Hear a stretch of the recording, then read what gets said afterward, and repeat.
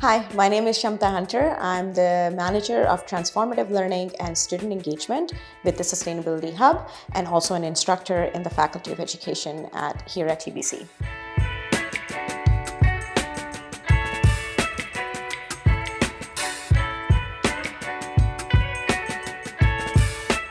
So my work with the Sustainability Hub and in my teaching lies at the intersection of learning and leadership, primarily around student engagement. So community engagement becomes really essential when we are thinking about sustainability and climate crisis and how to make these experiences relevant for our student community here at TBC. So we run various engagement programs for our students.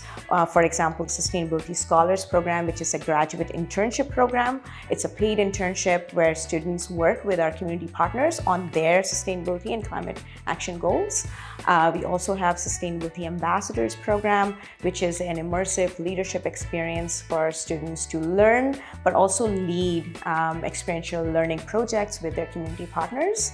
And then recently, we also introduced a new Catalyst certification program where we are really wanting to validate and recognize student leadership around climate crisis and sustainability, which often goes unrecognized, and it is through the certification program that we are able to do that.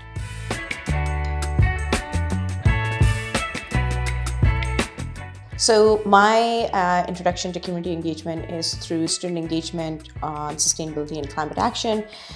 Is really essential that we engage students in the community for relevancy and for experiential learning. So I try and connect students to community projects where they are able to work on sustainability issues that are relevant to them.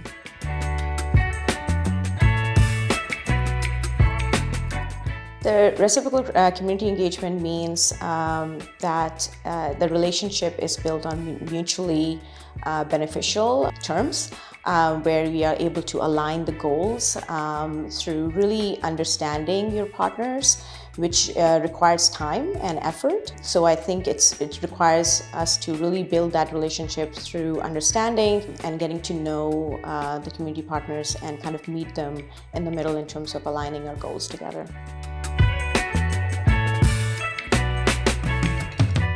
So in my work with student engagement, I remember, actually there are a few that I remember, but I will talk about one of them, which is not too far from our campus here, where students were working or starting to work with a community partner.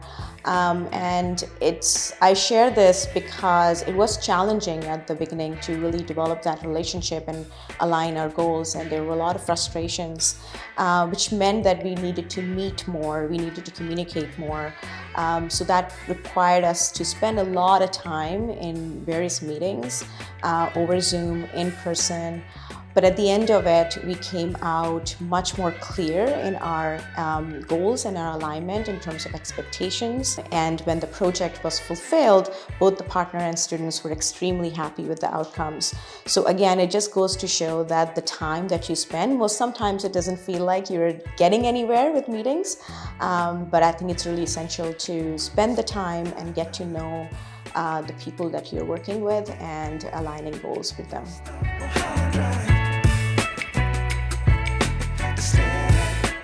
Yeah, one of the challenges that I personally have faced over the past few years is around compensation. And a lot of the times UBC doesn't really have a clear compensation guidelines for students, staff, Indigenous community members, or non-Indigenous community members. So we often get into these conversations where we don't necessarily have any expected guidelines to follow on.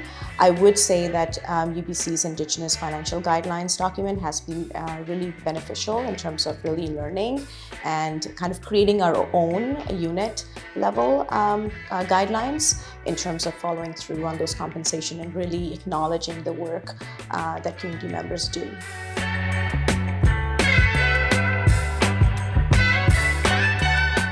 Yeah, a recent resource. It's not new, but I use it quite a bit. I'm not sure if people are familiar with the United Nations Sustainable Development Goals, or they're also known as Global Goals or SDGs.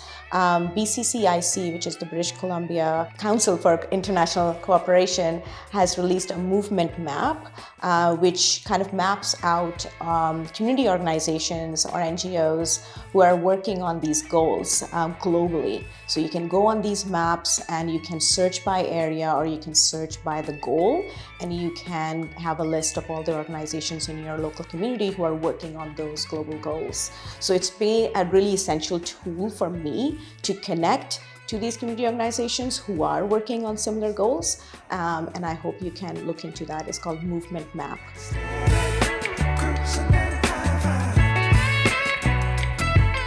So you can find me on our website at sustain.ubc.ca.